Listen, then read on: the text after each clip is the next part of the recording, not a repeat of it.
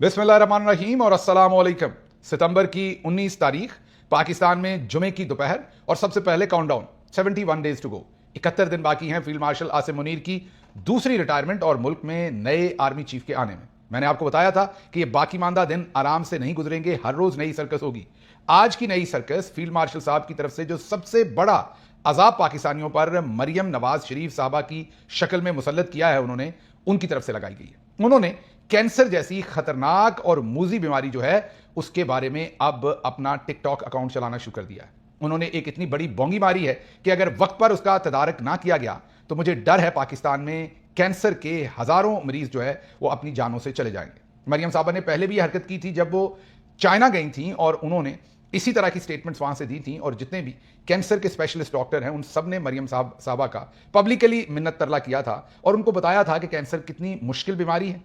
पाकिस्तान जैसा मुल्क, क्योंकि कैंसर का इलाज बहुत महंगा है, बहुत तवील इलाज होता है, बहुत कॉम्प्लेक्स इसका ट्रीटमेंट है। डॉक्टर्स जो हैं वो तो इसको समझते हैं, या जिसके घर में किसी भी तरह से कैंसर जैसी मूजी मर्ज किसी को भी लगी हो वो समझते हैं। आम इंसान को इसकी समझ नहीं आती कि ये कितना तकलीफ दे मरीज के लिए भी, उसके खानदान के लिए भी, उसके इर्द गिर्द के लोगों के लिए भी, और कितना तवील इलाज, कितना कॉम्प्लेक्स है। पाकिस्तान में आपको पता है वैसे ही ज़ईफ़ुल इत्क़ादी है, वैसे ही हम कॉम्प्लेक्स चीज़ों से भागते हैं। और कोई हल्दी के पानी की तरफ लग जाता है तो कोई कहता है नीम के पत्ते पानी में उबाल के पी लें, उससे कैंसर के मर्ज से शफा आ जाएगी। और इसी चक्कर में लोगों को जिन्होंने बच जाना होता है उनकी तशखीस वक्त पर नहीं होती और वो अल्लाह को प्यारे हो जाते हैं। सिर्फ यही नहीं है, जैसे मैंने आपको बताया कि कैंसर एक बहुत ही महंगी ट्रीटमेंट है, उसकी एक बहुत ही जानलेवा बीमारी है। पाकिस्तान के पास इतने रिसोर्सेज भी नहीं है कि वो कैंसर के मरीजों को सही तरह से ट्रीट कर सके। अर्ली डिटेक्शन, सही वक्त पर जल्द से जल्द पता लगना जो है वो इसमें एक इसके इलाज में बहुत ही की फैक्टर है। अब जरा आज की खबर की तरफ आते हैं। मरियम नवाज साहबा चाइना गई थी, वहां उन्होंने ऐलान किया था कि मैंने एक ऐसी मशीन ढूंढ ली है जिसमें कैंसर के मरीजों का ऐसे इलाज हो जाएगा। अच्छा, उस वक्त भी जो कैंसर के स्पेशलिस्ट थे वो सब चीख पड़े थे कि मरियम साहबा पहले ही बहुत मुश्किल है पाकिस्तान के अंदर लोगों को ये समझाना कि ये बहुत मुश्किल मर्ज है, आपने इसका इलाज कैसे करवाना है। और आपकी ऐसी statement, off the cuff statement, सिर्फ अपनी मशहूरी के लिए, अपना टिकटॉक चलाने के लिए, अपने आप को मगैम्बो बनाकर दिखाने के चक्कर में आप कितने लोगों की जानें ले लेंगी। वो हॉस्पिटल में जाएंगे, जब डॉक्टर उन्हें बताएंगे कि आपका ट्रीटमेंट तो 1.5 साल लंबा होगा, 1 साल लंबा होगा, पहले आपकी कीमोथेरेपी होगी, फिर आपकी सर्जरी होगी, फिर रेडिएशन होगी, फिर आपको इतनी देर ये दवाइयां खानी पड़ेंगी, तो वो कहेंगे कि आप झूठ बोल रहे हैं। डॉक्टर्स को मरीज कहेंगे। मरियम नवाज ने कहा है 60 मिनट में। जी हाँ, आज उन्होंने दोबारा से ट्वीट किया है और बताया है कि चाइना से मैं ऐसी मशीन ले आई हूं जिसमें वॉक इन 60 मिनट के अंदर कैंसर का इलाज हो जाएगा।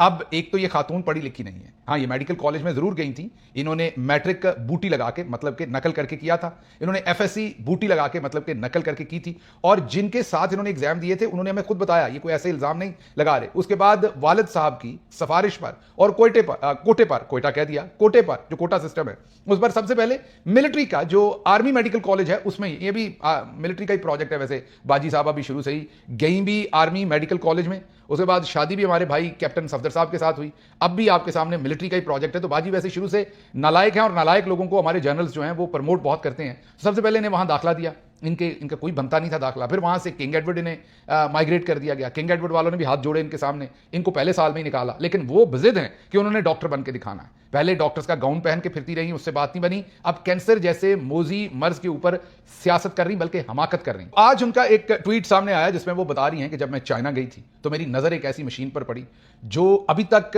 पूरे एशिया में बल्कि दुनिया में भी कहीं कहीं ही वो मौजूद है, और मैं वो मशीन ले आई हूं जिसमें 60 मिनट के अंदर कैंसर का इलाज हो जाएगा। उन्होंने कहा वॉक इन है, बस आपने जाना है और बाहर निकल आना है। मतलब ड्राई क्लीन की सर्विस भी आपको पता है 60 मिनट की नहीं है, दुनिया में किसी जगह पे होगी, बड़ी मुश्किल से, बहुत ही क्विक कार वॉश ही तकरीबन इतनी जल्दी में हो सकती है मेरे ख्याल में।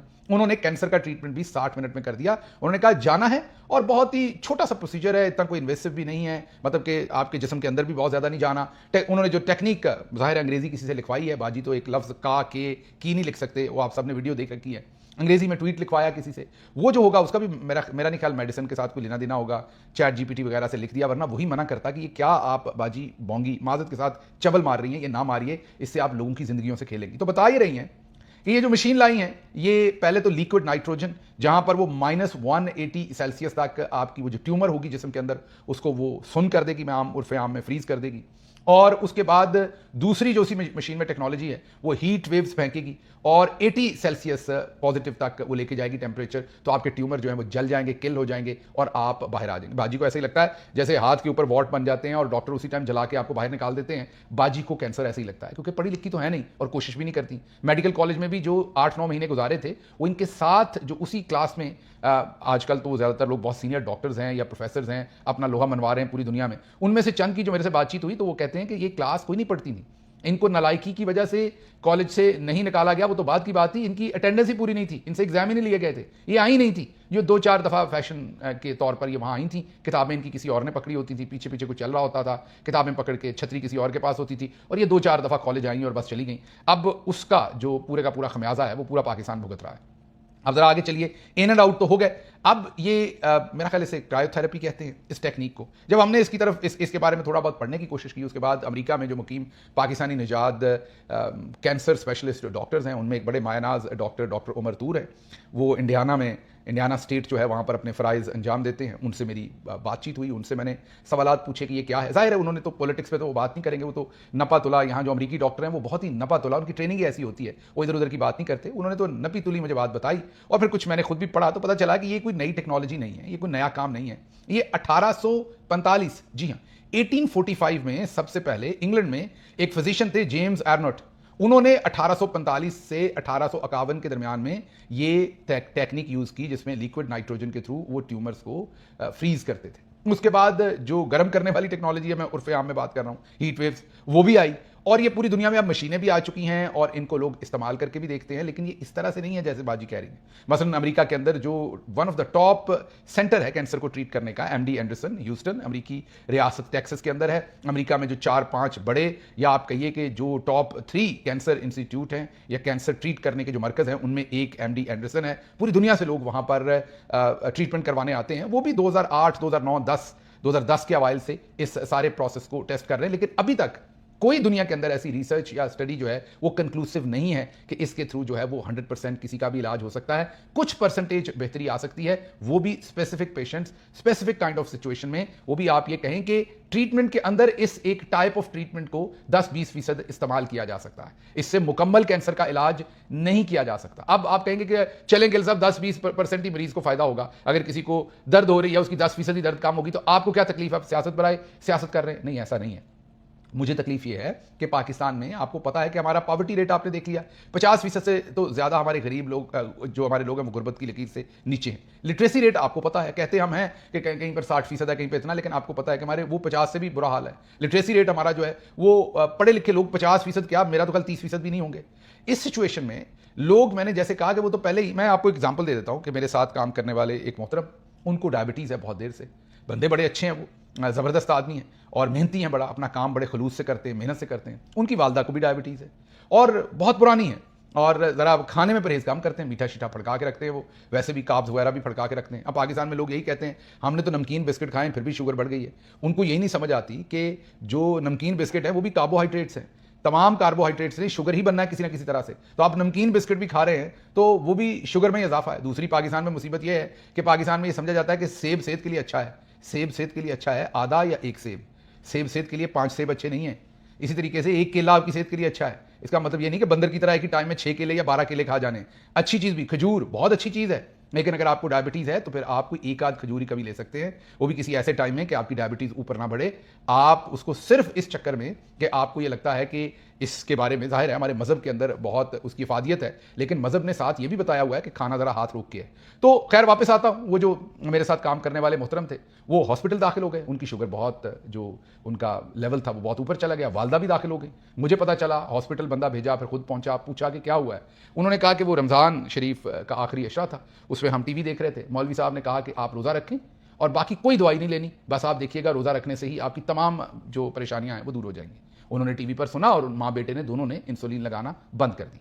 अब उनकी शुगर जिस लेवल पर थे, डॉक्टर्स ने मुझे कहा कि शुक्र है इनको हॉस्पिटल ले आए हैं, वरना इनके गुर्दे भी जा सकते थे, इनकी बनाई भी, इनको और भी मसाइल बन सकते थे। तो हमारे यहाँ तो लोग पहले ही बहाना ढूंढते हैं इलाज से किसी तरह से फरार होने का, किसी ना किसी बात पे, कभी किसी पीर साहब के तावीज़ के नाम पर, कभी किसी पड़े हुए जो है वो दम के ऊपर, कभी किसी हल्दी के ऊपर, कभी नीम के पत्तों के ऊपर, और हर बंदा जो कंसिस्टेंट कॉम्प्लेक्स इलाज है उससे भागता है। अब मरियम साहबा की इस तरह की जो स्टेटमेंट्स हैं, उसके बाद आप खुद सोचिए कि एक ऐसी ट्रीटमेंट जो मैंने आपको बताया कि 1845 से 1851 जो 5-6 साल थे, तब ये डॉक्टर जेम्स एर्नट ने शुरू की। उसके बाद भी अमेरिकन न्यूरोलॉजिस्ट टेम्पल फे वो एक्सपेरिमेंट करते रहे। 1913 में इसी का, 1961 में अर्विंग कूपर वो एक डॉक्टर थे, उन्होंने इसको इस्तेमाल किया। आगे मैंने आपको बताया कि पूरी दुनिया में ये मतलब सदियों से इस्तेमाल हो रहा है, कि मरियम साहबा के हथे अभी नहीं चढ़ा, लेकिन इसके कोई कंक्लूसिव फायदे नहीं है।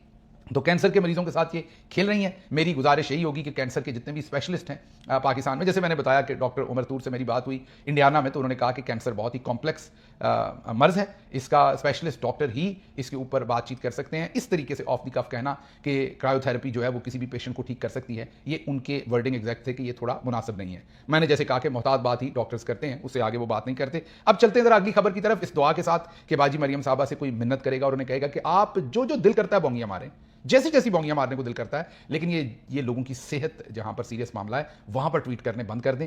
इसमें आप माइलेज ना लें। बाकी उनको सिर्फ ये लगता है कि इमरान खान हीरो बना है क्योंकि कैंसर हॉस्पिटल बनाया, तो मैंने ऐसी साइंसदान बनना है कि मैंने कैंसर का ट्रीटमेंट जो है वो दुनिया में इंट्रोड्यूस करवाना है। काश आप पढ़ लिख जाती, मेडिकल डॉक्टर बन जाती, तो फिर आप ऐसी बोंगियां ना मारती और आप स्ट्रेन का मुजाहरा करती। अब अकल ना होवे तो मौजा ही मौजा, लेकिन यहां पर मौजा नहीं, यहां पर तो अजाब बनी हुई आपकी अकल। और फील्ड मार्शल साहब कहते हैं कि आप कैरी बहुत अच्छा करती हैं। अब अल्लाह करे आपका ट्विटर अकाउंट भी वो खुद ही कैरी कर लें। वैसे तो माशाल्लाह वो भी कमाली बातें करते हैं जब करते हैं। आगे चलते हैं जी।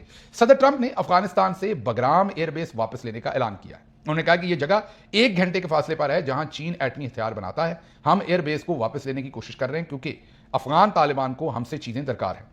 और उन्होंने अपना थोड़ा बहुत गुस्सा पुतिन पर भी निकाला, यूक्रेन की जंग पर भी निकाला। लेकिन हमारे लिए खबर बहुत इंपॉर्टेंट है, स्पेशली जो हाल ही में खत्ते के अंदर चेंजेस हो रही हैं उसमें, कि अमेरिका अब बगराम एयरबेस जो है वो लेना चाहता है। अगर अमेरिका ने वो एयरबेस ली तो हमारे लिए उसके बहुत सारे प्रॉब्लम्स हैं। कल ही इमरान खान साहब की ट्वीट थी जिसमें उन्होंने फील्ड मार्शल साहब को एक्सपोज किया था, और उसमें मैंने आपको कहा था कि जो खतरनाक तरीन बात फील्ड मार्शल साहब कर रहे हैं और जो इमरान खान साहब ने उजागर की, वो उनकी अफगान पॉलिसी है। इमरान खान साहब ने बताया कि कैसे जिस दिन से आए हैं ये अफगानिस्तान से जंग छेड़ना चाहते हैं। अफगान जो यहां पर महाजरीन थे उन्हें धक्के देकर, तजलील करके यहां से निकाला, ये इमरान खान के वर्डिंग थी कि फील्ड मार्शल साहब ने। उसके बाद वहां ड्रोन हमले किए, इंस्टिगेट किया कि वो जंग शुरू कर दें, और कई पंगे उनके साथ लिए। अब अगर ये डेवलपमेंट होती है तो आप खुद समझ सकते हैं कि मामला किस तरफ चलेंगे। खैर, अगली खबर वो भी इसी से रिलेटेड आपके सामने रखते हैं कि रीजन में क्या हो रहा है। अमेरिका ने इंडिया को ईरानी पोर्ट पर काम करने की जो इजाजत दे रखी थी वो वापस ले ली। आपको याद होगा कि अमेरिका ने इंडिया को ईरान के चाबहार जो उनकी पोर्ट थी, जैसे हमारी गवादर है उसी के तकरीबन आप आमने सामने कह लें, चाबहार जो पोर्ट थी उस पर इन्वेस्टमेंट की, काम की, उसे डेवलप करने की इजाज़त दे रखी थी। अब वो इजाज़त वापस ले ली है। ये इंडिया के लिए भी एक बहुत बुरा शगुन है, जाहिर है ईरान के लिए भी और हमारे लिए भी। और इसका मैं आगे चल के बताता हूं कि कैसे। इंडिया के लिए एक और बुरी खबर है कि अमेरिका ने बहुत सारे इंडियन एग्जीक्यूटिव्स और बिजनेस टाइकून्स के वीज़े कैंसिल किए हैं और कहा है कि ये अमेरिका के अंदर ऐसे केमिकल की जो है वो जो एक नशा आवर केमिकल है जिससे नशा आवर चीज़ें बनती हैं और लोग उसके आदी हो जाते हैं, फिर उनसे छोड़ना मुश्किल हो जाता है। उसकी तरसील में इंडिया की इन कंपनीज और एग्जीक्यूटिव्स का भी हाथ है, उनके भी वीज़े कैंसिल किए हैं। तो इंडिया को लगातार पंच लग रहे हैं। 50% पहले टैरिफ लगा, अब ये चीज़ें हो रही हैं। अब देखते हैं इसमें क्या होता है। इससे अगली खबर भी इसी रीजन की है, जो बड़ी खबर है, जो मौजूदा हालात में आपके लिए बहुत ही इंपॉर्टेंट होगी, और वो है कि इसराइल के साथ सिक्योरिटी मुआहदा आइंदा चंद दिनों में मुमकिन है।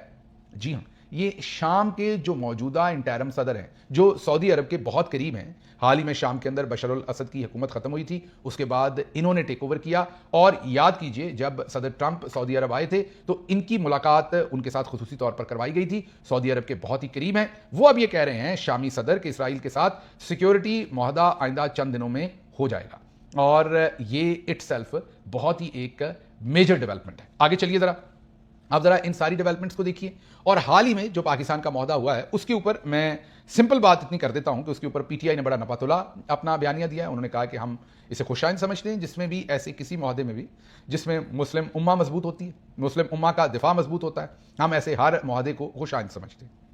पाकिस्तान तहरीक इंसाफ की ये पोजीशन भी है कि हम चाहते हैं कि ये जो SMDA है, ये स्ट्रेटेजिक म्यूचुअल डिफेंस एग्रीमेंट है, क्योंकि ये एग्रीमेंट है, ये आपने समझना, ये ट्रीटी नहीं है, ये पैक्ट भी नहीं है। अब जो लोग समझते हैं इन सारी चीज़ों को, उनको पता है कि पैक्ट या जो ट्रीटी है उसकी स्ट्रेंथ ज़्यादा होती है, एग्रीमेंट ज़रा लोअर लेवल का एक अरेंजमेंट होता है। बहरहाल एसएमडीए जो है उसकी क्या मतलब पाकिस्तान की क्या जिम्मेदारियां होनी है इसमें, पाकिस्तान ने क्या करना है, पाकिस्तान ने क्या ऑफ़र करना है, पाकिस्तान की आवाम ने क्या ऑफ़र करना है, पाकिस्तान के लिए क्या क्या इसके अंदर आप ये कह लीजिए कि पाकिस्तान ने कैसे कंट्रीब्यूट करना है इस माहदे में, ये बड़ा इंपॉर्टेंट है। लेकिन दूसरी तरफ जो सहाफ़ी हजरात हैं उनके भी बड़े बड़े बयान आ रहे हैं। मसलन सबसे पहले तो मोहम्मद मालिक साहब ने यह कहा है कि जहाज़ शहबाज शरीफ के सामने कितने उड़ते हैं इससे फ़र्क नहीं पड़ता, पाकिस्तान की मईशत उड़ती है कि नहीं, मीन ऊपर जाती है कि नहीं, उससे फ़र्क पड़ता है। वो कहना ये चाह रहे हैं कि इस माहदे में से कोई पैसे शैसे आएंगे या नहीं आएंगे, क्योंकि याद कीजिए SIFC में भी हमें फील्ड मार्शल ने यही कहा था कि 100 अरब आ जाने हैं और इतने आ जाने हैं, आया कुछ नहीं था। उसके साथ ही मुजीबुर रहमान शामी साहब ने कहा है कि पाकिस्तान का 140 अरब डॉलर का कर्जा देखते ही देखते हवा में उड़ जाएगा। तो ये मुजीबुर रहमान शामी साहब ने कहा है। उसके साथ साथ जो अल्लाह आपका भला करे हमारे ISPR साहब हैं, उन्होंने जो टिकर्स बना के मीडिया को दिए हैं वो हमारे सामने हैं। उसमें उन्होंने एक तो शहबाज शरीफ का कहीं जिक्र नहीं किया, उन्होंने टेलीविजन को कहा है कि ये टिकर्स चलाएं। उन टिकर्स में कहा है कि फील्ड मार्शल आसिम मुनीर की कोशिशों से ये हुआ है। बात भी ठीक है, शहबाज शरीफ तो अर्दली हैं, जो भी अरेंजमेंट है वो फील्ड मार्शल का ही है। और उसमें उन्होंने ये नहीं बताया कि SMDA में पाकिस्तान की जिम्मेदारी क्या है, पाकिस्तान ने क्या क्या करना है, पाकिस्तान की न्यूक्लियर एसेट्स या इसराइल से हमारी लड़ाई होनी है या ईरान की होनी है, या अभी अगर आपको पता ही है यमन के साथ सऊदी अरब की लड़ाई चल रही, वो भी एक मुसलमान मुल्क है, वहाँ पर जो लड़ाई चल रही है वो मेरा ख्याल शिया हजरात हैं जिनके साथ लड़ाई चल रही, उस लड़ाई में पाकिस्तान की फौज ने जाना है नहीं जाना, क्या होना, ये कोई डिटेल नहीं है। ISPR के वो जो टिकर्स हैं उनमें ये लिखा हुआ है कि ये हमारे लिए एक फ़ख्र की बात है कि मक्का और मदीना की सिक्योरिटी जो है वो हमारे स्पुर्द की गई है। इसमें तो कोई शक नहीं, किसी भी मुसलमान के लिए इससे बड़ी ताज़ीम की बात तो नहीं है। लेकिन उसके अलावा भी ज़ाहिर है इसमें बहुत सारी शिकें हैं, वो देखनी पड़ेंगी। लेकिन उसका ISPR के टिकर्स में कोई जिक्र नहीं, शहबाज शरीफ का भी कोई जिक्र नहीं। वो बस कहते हैं कि सीधे पढ़ें फील्ड मार्शल साहब के और उन्हें चुप के रखें, उन्हें ऊपर कर दें। बिल्कुल अच्छा जी। इसके साथ साथ अगर हम जो सहाफ़ी हैं उनका देखें जिन्होंने इसको उठा दिया है, टाउट सहाफ़ी उमर चीमा और दूसरे सुलंगी साहब आजकल सदर पाकिस्तान के वो स्पोक्स पर्सन हैं, इनके पुराने अगर आप ट्वीट देखें तो आपको ये नज़र आ जाएगा कि ये जो मोहतरम थे सारे के सारे, ये जब इमरान खान साहब के ज़माने में प्रिंस मोहम्मद बिन सलमान पाकिस्तान आए थे, जहाँ से असल में पाकिस्तान के साथ जो वार्मथ थी वो एकदम चेंज हुई थी, मीन बेहतर हुए थे रिलेशंस। और प्रिंस मोहम्मद बिन सलमान ने यहाँ कहा था कि मुझे आप सऊदी अरब में पाकिस्तान का सफ़ीर समझें। याद होगा जिस मुलाकात में इमरान खान साहब ने उनसे जो हमारे मजदूर वहाँ कैद हैं उन्हें छोड़ने की उनसे अपील की थी। उसी मुलाकात के मौके पर आज तमाम जो इस्टेब्लिशमेंट के टाउट सहाफ़ी हैं वो उस वक्त क्या ट्वीट कर रहे थे, सऊदी अरब को कैसे कातिल दिखा रहे थे, खुशोगी का तनकीद कर रहे थे, इमरान खान पे तनकीद कर रहे थे, कह रहे थे कि ये एक कातिल हुक्मरान है जो आ रहे हैं, मोहम्मद बिन सलमान को कह रहे थे, और इनको इमरान खान क्यों रिसीव कर रहे हैं, इनको इज्जत क्यों दी जा रही है। और आज वो बिल्कुल लेटे हैं, मरे जा रहे हैं। SMDA को पाकिस्तान के लिए बहुत बड़ी ये एक आप ये कहेंगे गेम चेंजर कह रहे हैं। तो इन लोगों का आप देख लीजिए, मैं जो बार बार कहता हूँ कि फेक लिबरल्स का मेरे साथ यही मसला है। जैसे वो रज़ी दादा साहब जितनी मर्जी गलाजत करें, मैं फ्रीडम ऑफ स्पीच उनकी का भी एहतराम करूँगा। ये नहीं कि मरियम नवाज उन्हें सपोर्ट करती हैं तो मेरे असूल बदल जाएँ, असूल वही रहना चाहिए, वो भले आपका मुखालिफ हो या आपके साथ वाला हो। लेकिन ये लोग जो हैं इनकी ना कोई ज़ुबान है ना इनका कोई ख्याल है। ये तो मुर्तज़ा सुलंगी हों, उमर चीमा हों, ये सब के सब जो है बस इनके ऐसे ही हालात हैं, जिधर ये देखते हैं उधर ये लेट जाते हैं। बहरहाल अगली खबर जो आपके सामने रखनी है क्विकली, वो जो भाई हफीज़ को फारिग किया था, आपको पता है मेजर जनरल रिटायर्ड हफीज़ुर रहमान जो PTA के चेयरमैन हैं, वो जाहिर है उनकी अपॉइंटमेंट जाली और फ्रॉड उसके अंदर इन्वॉल्व था। जस्टिस बाबर सत्तार ने उन्हें फारिग किया था। लेकिन अब ब्रेकिंग न्यूज़ ये है कि जस्टिस मोहम्मद आसिफ और जस्टिस मोहम्मद इनाम मिनहास दोनों ये जो 26वीं तरमीम के बाद जजेस को इंस्टॉल किया गया इस्लामाबाद हाई कोर्ट में, ये दोनों उस 26वीं तरमीम में से निकले हुए जजेस हैं। इन्होंने जस्टिस बाबर सत्तार के फैसले को मुअत्तल कर दिया है और जो पा हफीज़ुर रहमान हैं, मेजर जनरल रिटायर्ड हफीज़ुर रहमान, उन्हें उनके ओहदे पर बरकरार कर दिया है। मतलब उनकी अपॉइंटमेंट भले गलत हुई है, बिल्कुल वैसे ही जैसे लेफ्टिनेंट जनरल मुनीर अफसर आज भी चेयरमैन नादरा हैं। तो चौधरी साहब के किसी भी बंदे को आप छेड़ नहीं सकते, अदालत निकालेगी भी तो अगले वापस कर देंगे। तो ये सूरत हाल हुई है। इसके साथ साथ क्विकली आपके सामने एक और खबर रखनी है, क्योंकि आज हमारे एक बहुत ही मोहतरम दोस्त सियासतदान हैं, उन्होंने रब्ता करके कहा कि आप महंगाई पे ज़रूर बात किया करें, आप उस पर बात नहीं करते। तो बता दें, गंदम महंगी होने के बाद लाहौर में चक्की का आटा 30 से 40 रुपए तक उसकी कीमत बढ़ गई है। मतलब कि अब लोगों की पहुंच में वो पहले ही नहीं था, अब वो मजीद जाहिर है काम ख़राब हो गया। जब गंदम 4000 रुपये इवज़ थी, 4,000 रुपये उसका रेट तक पहुंचा था, उस वक्त लोगों की चीखें निकल गई थी। तो अब तो मामला जो है वो बहुत ही ऊपर जा रहा है, जो हमें इस वक्त नज़र आ रहा है कि जिस तरह की महंगाई हो रही है। तो लोगों के लिए एक तो ये असल इशू है। डॉन का एडिटोरियल है कि खैबर पख्तूनख्वा को गंदम की सप्लाई पंजाब से पंजाब हुकूमत ने रोक दी है। उन्होंने लिखा है कि ये वफाक की सेहत के लिए बहुत ख़तरनाक बात है। वफाक को कमज़ोर करने वाली बात है कि एक सूबे को गंदमी आप रोक दें, तो वहाँ पर मामलात हैं। फिर ठीक है, हमने दूसरे मुल्कों में जाकर मुआहदे करने, अच्छी बात है, हमारे दोस्त मुल्कों के साथ भी होने चाहिए सब में, लेकिन साथ बलूचिस्तान के शहर चमन में टैक्सी स्टैंड पर धमाके से 5 अफराद वहाँ भी शहीद हो गए हैं। और इन चीज़ों को भी हमें देखना है कि बलूचिस्तान में क्या हो रहा है और खैबर पख्तूनख्वा में क्या हो रहा है, वहाँ भी सिक्योरिटी की हमारी कुछ जिम्मेदारियाँ हैं। खैर, मुझे यहाँ से इजाज़त दीजिए। अल्लाह आपका हामी और नासिर हो। पाकिस्तान जिंदाबाद।